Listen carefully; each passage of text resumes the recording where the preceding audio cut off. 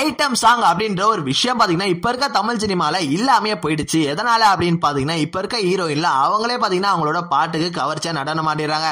ஆனா 80s காலகட்டத்துல ஒரு ஐட்டம் சாங்காகவே பல படங்கள் ஓடி இருக்கு அப்படின்னா அது சும்மா இல்லைங்க. அது மட்டும் இல்லாம ஐட்டம் சாங்ல டான்ஸ் ஆடுற நடிகைக்காகவும் பாத்தீங்கன்னா அந்த படம் பெரிய அளவுல ஓடிட்டு இருந்துச்சு. சோ இப்படி தமிழ் சினிமால 80s காலகட்டத்துல எந்தெந்த நடிகை பாத்தீங்கன்னா ஐட்டம் சாங்ல கொடி கட்டி பறந்துருந்தாங்க அப்படின்னு சொல்லிட்டு பார்க்கலாம். இந்த லிஸ்ட்ல முதல்ல யாரு இருக்கா அப்படின்னு பாத்தீங்கன்னா டி.ஆர். ராஜகுமாரி. இவங்க பாத்தீங்கன்னா பிளாக் அண்ட் ஒயிட் பிலிம்ஸ்ல இருந்து ஐட்டம் சாங் பண்ணிட்டு இருக்காங்க. இவங்களோட ஐட்டம் சாங் பாத்தீங்கன்னா பல ரசிகர்கள் அவங்களோட மனசே இழந்துட்டாங்க. சோ இப்படிப்பட்ட இவங்க பாத்தீங்கன்னா ஆரம்ப காலகட்டத்துல இருந்தே பாத்தீங்கன்னா பல கஷ்டங்கள் தாண்டி தான் வந்திருக்காங்க. அது மட்டும் இல்லாம எம்ஜிஆர், சிவாஜி போன்ற பெரிய லெஜெண்ட் எல்லாம் வச்சு இவங்க தயாரிப்பாளரா படம் எடுத்திருக்காங்க. சோ இப்படிப்பட்ட இவங்க பாத்தீங்கன்னா அவங்களோட கடைசி காலம் வரைக்கும் கல்யாணமே பண்ணிக்காம தான் இறந்திருக்காங்க. இந்த லிஸ்ட்ல அடுத்தது யாரு அப்படின்னு பாத்தீங்கன்னா ஜெயமாலினி. ரீசெண்டா தான் இவங்க பாத்தீங்கன்னா அவங்களோட 65வது பிறந்த நாளை கொண்டாடி இருக்காங்க. தமிழ், தெலுங்கு, கன்னடா அப்படின்னு சொல்லிட்டு 3 மொழியிலும் ஐட்டம் சாங் பண்ணி மக்களோட மனசுல நீங்காத ஒரு இடத்த பிடிச்சவங்க தான் ஜெயமாலினி.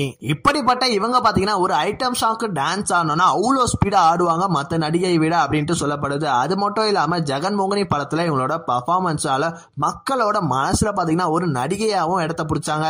அண்ட் 70s மற்றும் 80s காலகட்டத்துல பாத்தீங்கன்னா இவங்களோட ஐட்டம் சாங்காகவே படத்தை பார்க்க ஆரம்பிச்சாங்க ரசிகர்கள். இந்த லிஸ்ட்ல அடுத்தது யாரு அப்படின்னு பாத்தீங்கன்னா ஜோதி லட்சுமி. இவங்க பாத்தீங்கன்னா ஜெயமாலினியோட சகோதரி. அண்ட் இவங்க பாத்தீங்கன்னா எம்ஜிஆர் மூலம் தமிழ் சினிமால அறிமுகமானாங்க. இவங்க பாத்தீங்கன்னா 300க்கும் மேற்பட்ட பாடல்கள்ல நடனம் ஆடி இருக்காங்க. சோ அது மட்டும் இல்லாம ரஜினிகாந்த் நடிச்ச முத்து படத்துல மீனாக்கு அம்மாவும் நடிச்சிருப்பாங்க. சோ இப்படிப்பட்ட இவங்க பாத்தீங்கன்னா நம்மளோட விக்ரம் கூடயும் சேது படத்துல நடிச்சிருப்பாங்க. சோ அது மட்டும் இல்லாம இவங்க பாத்தீங்கன்னா இறுதி காலகட்டத்துல ரத்த புற்று நோயால பாத்தீங்கன்னா இவங்க இறந்திருக்காங்க.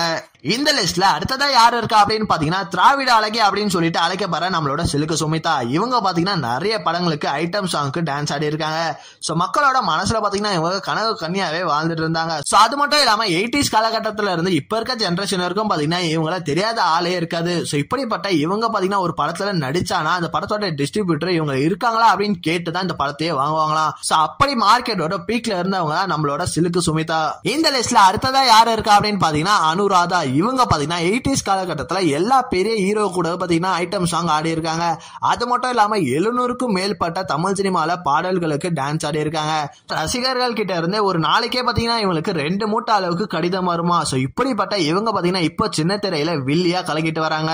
இந்த லிஸ்ட்ல கடைசியா யாரு இருக்கா அப்படின்னு பாத்தீங்கன்னா மும்தாஜ். டி.ஆர். ராஜேந்திரன் இயக்கத்துல வெளியே வந்த மோனிஷா அண்ட் மோனாலிசா படம் மூலமா தமிழ் சினிமாக்கு அறிமுகமானவங்க தான் மும்தாஜ்.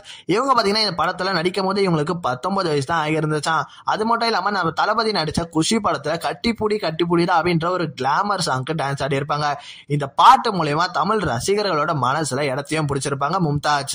இப்படி மக்களோட மனசுல பாத்தீங்கன்னா கனவு கண்ணியா வாழ்ந்துட்டு இருக்க மும்தாஜுக்கு இன்னும் திருமணம் ஆகாதது கொஞ்சம் வருத்தமா தான் இருக்கு. சோ இவங்க பாத்தீங்கன்னா திருமணம் செஞ்சுக்க மாட்டா அப்படின்ட்டு சொல்லிட்டு வந்துட்டு இருக்காங்க.